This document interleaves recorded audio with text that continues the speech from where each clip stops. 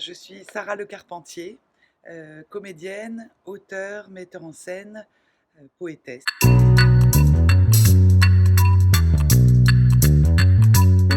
Ce qui m'amène dans les mondes sauvages, c'est l'envie de faire découvrir des textes et d'en découvrir moi-même et de pouvoir faire de ce 1er mai 2021 et de cette colère de nos présents des mondes sauvages en effet, parce que je pense que même si c'est peut-être l'origine du coronavirus qui nous a amenés là, hein, ces mondes sauvages qui n'avaient pas à croiser nos villes et qui pourtant les ont croisés, eh bien je pense qu'il est temps en effet de les libérer complètement, c'est-à-dire de pouvoir protéger d'une part nos forêts réellement primaires qui n'avaient pas à se mêler au monde des hommes, et peut-être retrouver effectivement nous une part de sauvage dans nos vies. Le sauvage au sens de, pas du mythe du bon sauvage, hein, pas le sauvage qui irait un peu partout sur Terre pour récupérer des biens, des idées et des croyances, mais au contraire qui pourrait se rattacher à une certaine animalité profonde, une spiritualité. Voilà ce que je viens faire dans ces mondes sauvages, essayer peut-être d'en reproposer des lignes.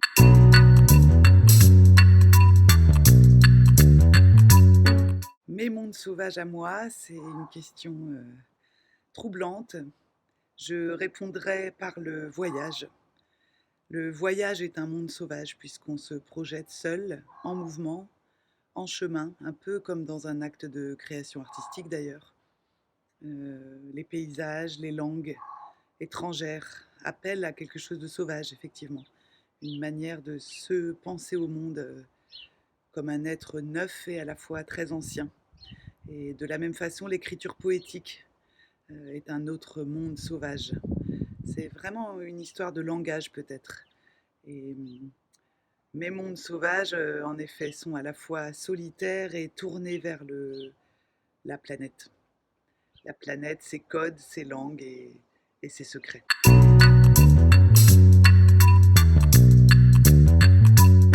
Alors mon livre sauvage, justement, c'est un livre d'Henri David Thoreau qui s'appelle Dans la forêt de Walden et qui est pour moi un livre de chevet.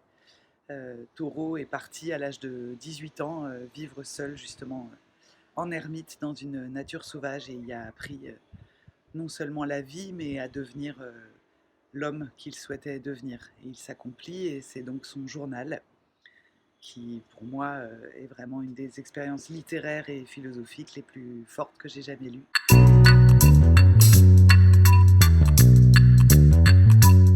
Et puis ma musique sauvage, mon monde sauvage à moi, je dirais que c'est une chanson de Glory Box, euh, voilà, de Portiched, euh, qui réveille en moi une femme sauvage, un animal lancinant, sensuel, et qui pousse un cri d'existence à l'homme, aux hommes qui pourront l'entendre.